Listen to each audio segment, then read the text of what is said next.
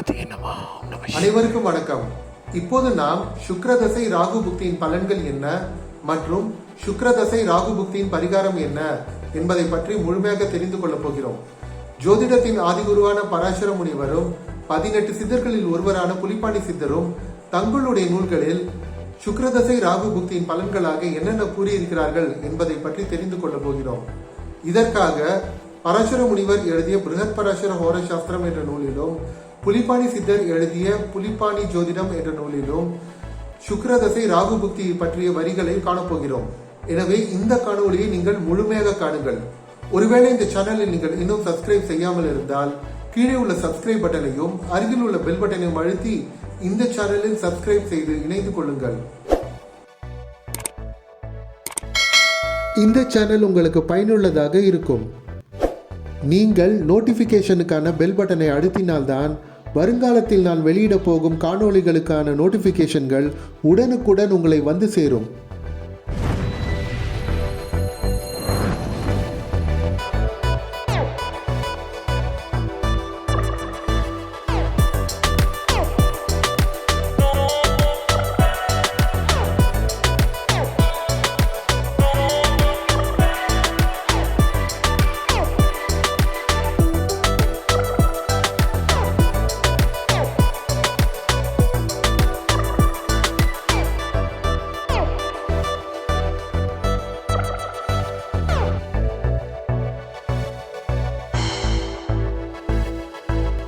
உங்களுக்கு ஜோதிடம் தெரியவில்லை என்றால், நீங்கள் ஜோதிட அடிப்படையை கற்க விரும்பினால் கீழே உள்ள லிங்கில் சென்று ஒரே நாளில் ஜோதிடம் கற்கலாம் என்ற 3 பாக வீடியோவையும் விம்சோத்தரி தசாபுக்தி வீடியோவையும் கட்டாயம் காணுங்கள். அவற்றை திரைக்கு மேலே தெரியும் லிங்கிலும் சென்று காணலாம். பொதுவாகவே ஒவ்வொரு மனிதனின் வாழ்க்கையிலும் சுக்ரதசை 20 ஆண்டுகளுக்கு நீடிக்கிறது. இந்த 20 ஆண்டுகால சுக்ரதசையின் போது சுக்கிர கிரகம் தன்னுடைய முழு ஆதிக்கத்தையும் அந்த மனிதனின் வாழ்க்கையில் செலுத்துகிறது.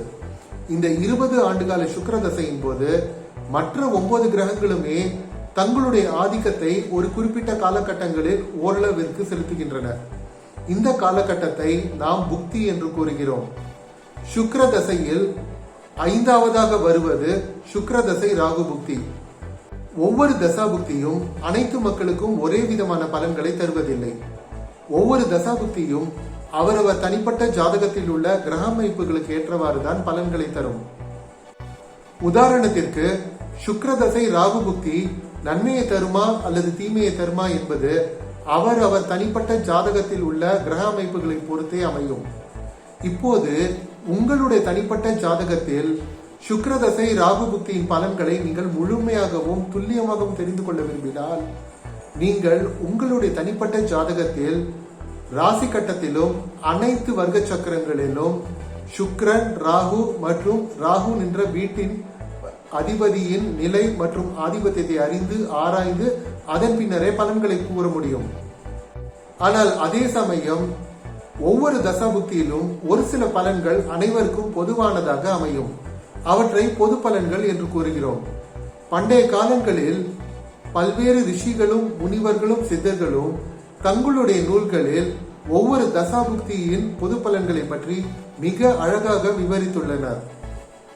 அந்த வகையில் 18 சித்தர்களில் ஒருவரான புலிப்பாணி சித்தர் அவர் எழுதிய புலிப்பாணி ஜோதிடம் என்ற நூலில் சுக்ரதசை ராகு புக்திக்கு பலன்களாக என்னென்ன கூறியிருக்கிறார் என்பதை பற்றி தெரிந்து கொள்ளப் போகிறோம்.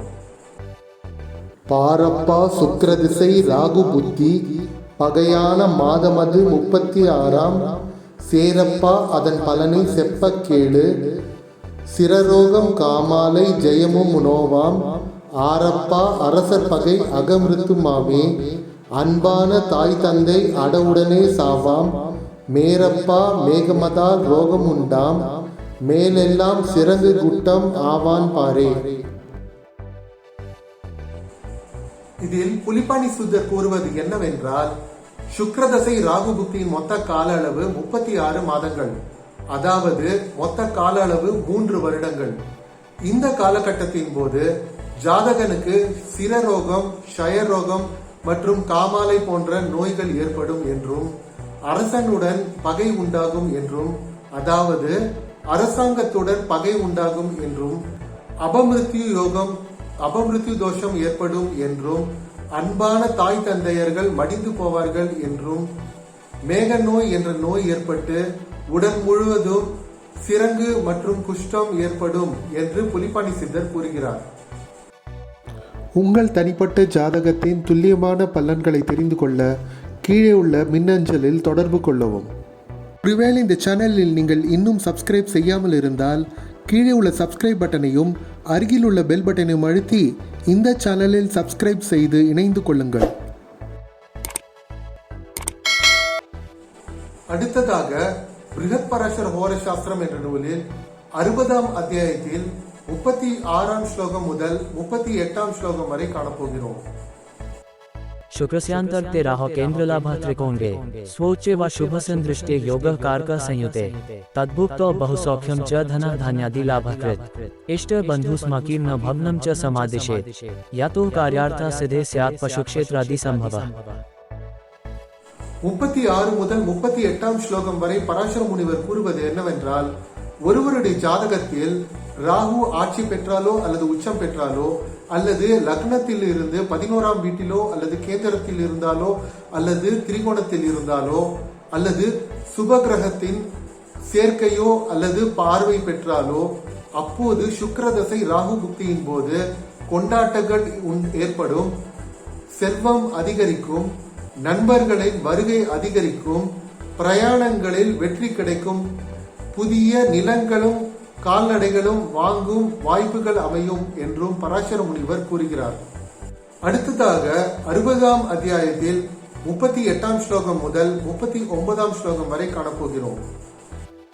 लग्नाद्युच्चे राह तद्भुक्ते सुखदा भवेत् शत्रुनाशो महोत्साहो राजा प्रीतिकरी शुभा भुक्त्यादो शर्मासांश्च अन्ते ज्वरम जीर्णकृत.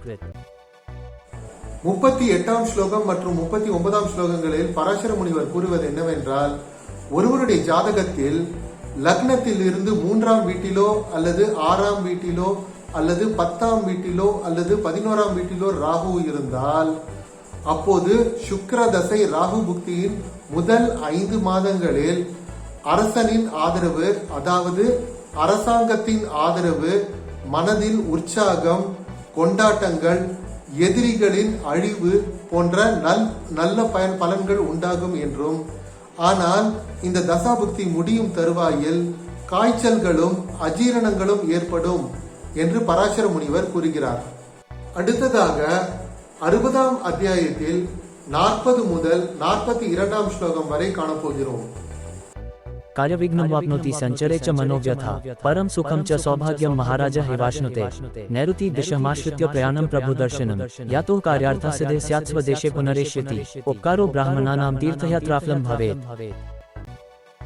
40, 41 மற்றும் 42ஆம் ஸ்லோகங்களில் பராசர முனிவர் கூறுவது என்னவென்றால், இதுவரை கூறப்பட்ட நிலைகளில் ராகு இருந்தால் பயணங்களில் தடைகள் உண்டாகும், மனதில் வருத்தம் உண்டாகும் என்பதை தவிர மற்றவையெல்லாம் நல்ல பலன்களாக அமையும் என்று கூறுகிறார்.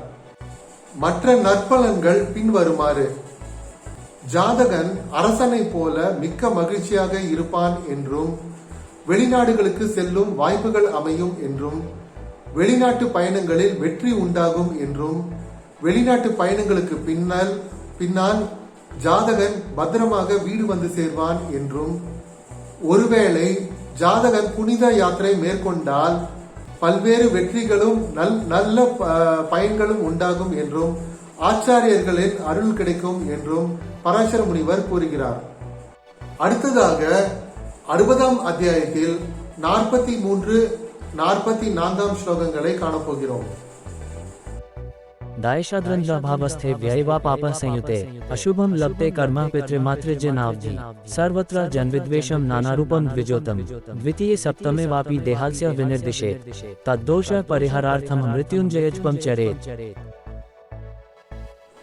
42 முதல் 44ஆம் ஸ்லோகம் வரை பராசர முனிவர் கூறுவது என்னவென்றால், ஒருவருடைய ஜாதகத்தில் தசாநாதன் என்ற வீட்டிலிருந்து 8ஆம் வீட்டிலோ அல்லது 12ஆம் வீட்டிலோ பாவ கிரகத்துடன் ராகு சம்பந்தப்பட்டிருந்தால், அதாவது சுக்கிரன் நின்ற வீட்டிலிருந்து 8ஆம் வீட்டிலோ அல்லது 12ஆம் வீட்டிலோ பாவ கிரகத்துடன் ராகு சம்பந்தப்பட்டிருந்தால் அப்போது சுக்கிர தசை ராகு புக்தியின் போது ஜாதகனுக்கும் ஜாதகனின் பெற்றோர்களுக்கும் பல்வேறு விதமான கெடுதல்கள் உண்டாகும் என்றும் பல்வேறு மக்களுடன் பகை உண்டாகும் என்றும் பராசர முனிவர் கூறுகிறார்.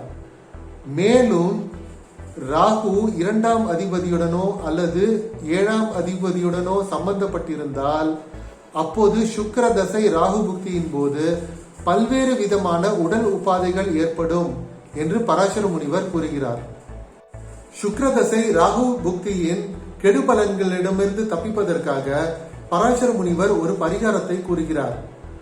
சுக்கிர தசை ராகு புக்தியின் கெடு பலன்கள் வராமல் இருக்க ஜாதகன் மகாமிருத்யுஞ்சய மந்திரத்தை ஜபம் செய்ய வேண்டும் என்று கூறுகிறார். அதாவது நீங்கள் முதலில் விநாயகரை வழிபட்டுவிட்டு மகாமிருத்யுஞ்சய மந்திரத்தை ஜபம் செய்ய வேண்டும். உங்களுடைய கருத்துக்களையும் சந்தேகங்களையும் கீழே உள்ள கமெண்டில் பதிவிடுங்கள். நான் மீண்டும் கூறுகிறேன், இதுவரை நான் கூறியது எல்லாமே பொது பலன்கள் மட்டுமே. ஒருவேளை உங்களுடைய தனிப்பட்ட ஜாதகத்தில் சுக்கிர தசை ராகு புக்தியின் பலன்களை நீங்கள் முழுமையாகவும் துல்லியமாகவும் தெரிந்து கொள்ள விரும்பினால் நீங்கள் உங்கள் தனிப்பட்ட ஜாதகத்தில் ராசி கட்டத்திலும் அனைத்து வர்க்க சக்கரங்களிலும் சுக்கிரன் ராகு மற்றும் ராகு நின்ற வீட்டு அதிபதியின் நிலை மற்றும் ஆதிபத்தியத்தை அறிந்து ஆராய்ந்து அதன் பின்னரே பலன்களை கூற முடியும். இந்த காணொளி உங்களுக்கு பிடித்திருந்தால் கீழே உள்ள லைக் பட்டனை கட்டாயம் அழுத்துங்கள். நீங்கள் லைக் பட்டனை அழுத்தினால்தான் மேலும் பல பயனுள்ள தகவல்களை உங்களுடன் பகிர்வதற்கு எனக்கு இன்னும் ஊக்கமளிப்பதாக இருக்கும். இந்த காணொளி உங்களுக்கு பிடித்திருந்தால் கீழே உள்ள லைக் பட்டனை அழுத்துங்கள். உங்கள் கருத்துக்களையும் சந்தேகங்களையும் கீழே உள்ள கமெண்டில் பதிவிடுங்கள். ஒருவேளை இந்த சேனலில் நீங்கள் இன்னும் சப்ஸ்கிரைப் செய்யாமல் இருந்தால் கீழே உள்ள சப்ஸ்கிரைப் பட்டனையும் அருகில் உள்ள பெல் பட்டனையும் அழுத்தி இந்த சேனலில் சப்ஸ்கிரைப் செய்து இணைந்து கொள்ளுங்கள். இந்த சேனல் உங்களுக்கு பயனுள்ளதாக இருக்கும். நீங்கள் நோட்டிஃபிகேஷனுக்கான பெல் பட்டனை அழுத்தினால்தான் வருங்காலத்தில் நான் வெளியிட போகும் காணொளிகளுக்கான நோட்டிஃபிகேஷன்கள் உடனுக்குடன் உங்களை வந்து சேரும்.